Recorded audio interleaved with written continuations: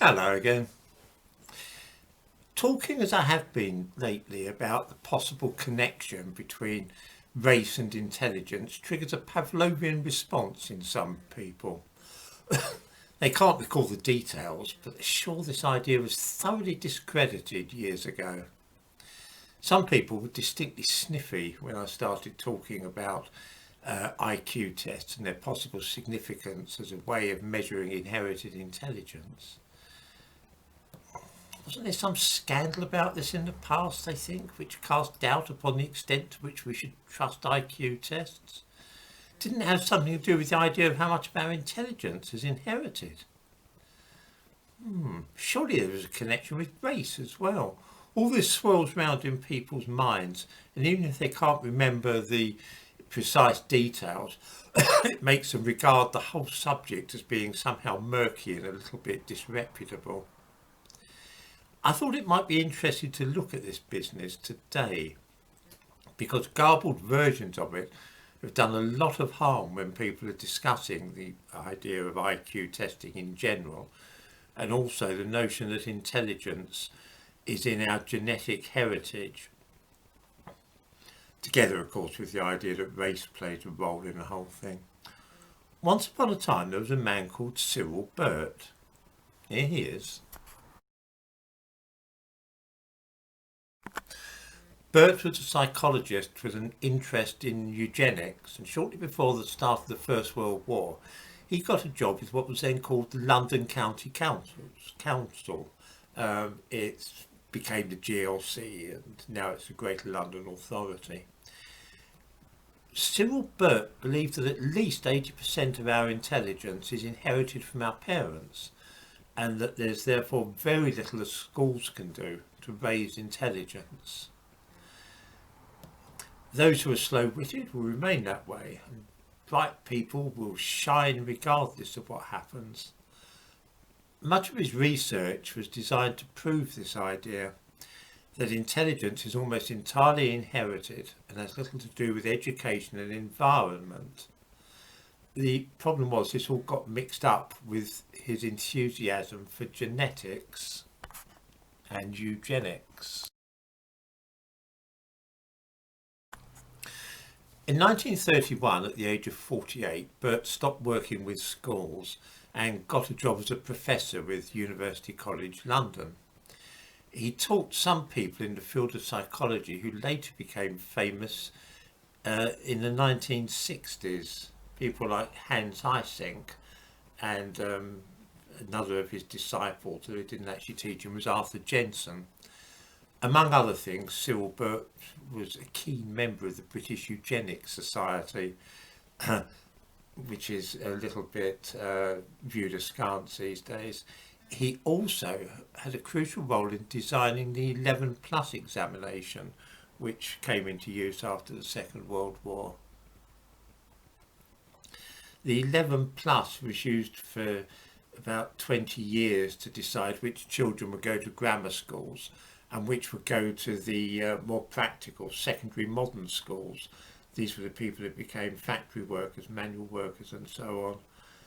And this all tied in with Burt's particular idea about intelligence being inherited, and that there was little point in schools trying to change people, to improve the dull-witted.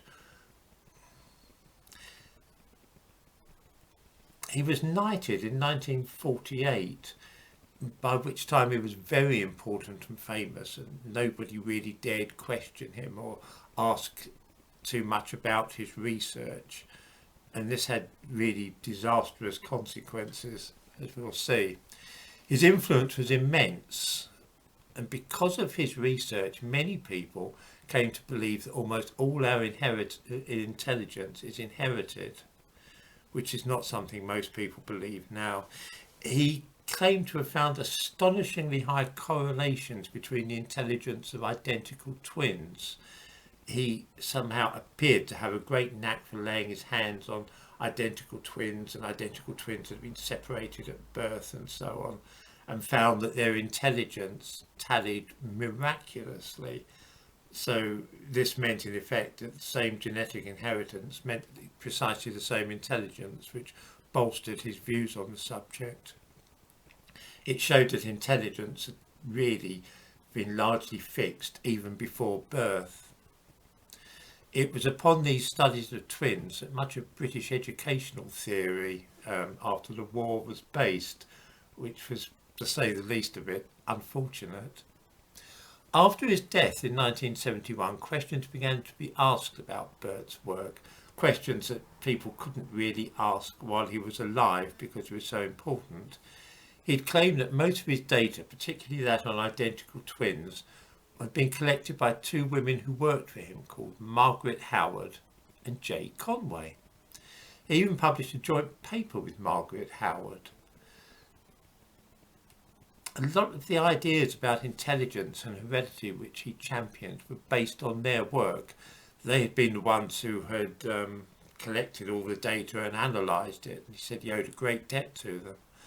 The only thing is nobody had ever met them, and although Burt claimed they worked at University College London, the same place that he worked, there was no record of them there. When people asked too much about them, began to get too interested, he'd overawe them by asking them if they knew who he was. I'm sure we all know that technique that famous and important people have of saying, "How dare you ask me these questions?" Later on, he said that Margaret Howard and J. Conway had emigrated and he had the misfortune to lose their addresses. So that put a stop to any further questions. When Sir Cyril died, somebody writing his biography discovered two really shocking things.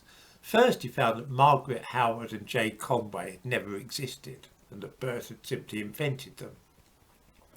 Secondly, the figures for the twin studies had all been invented by Burt. In other words, the key foundation stone of his idea about inherited intelligence, which was the studies of twins, had all been made up. The whole thing was an invention. There wasn't such a strong correlation between twins as he had suggested because the twins had never existed. The whole thing was just a put-up job. It was a fraud. By the time that Cyril Burt died in 1971, two of his most ardent disciples, one of whom was a former student, that's Hans Eysenck, had become famous in their own right for their belief that inherited intelligence was associated with race. Hans Eysenck and Arthur Jensen, we're talking about here, they championed Cyril Burt's ideas even after he'd been discredited following his death. For this reason, whenever people talk today about the subject of race and intelligence, somebody is sure to mention Cyril Burt and by extension Jensen and Eysenck. In short, Burt was a fraud and a trickster. His deceit, though, tells us nothing at all about either IQ test or the proportion of intelligence which is inherited or any possible association with race and intelligence. We must be very careful that some kind of guilt by association doesn't lead us into abandoning examination of the connection between race and intelligence.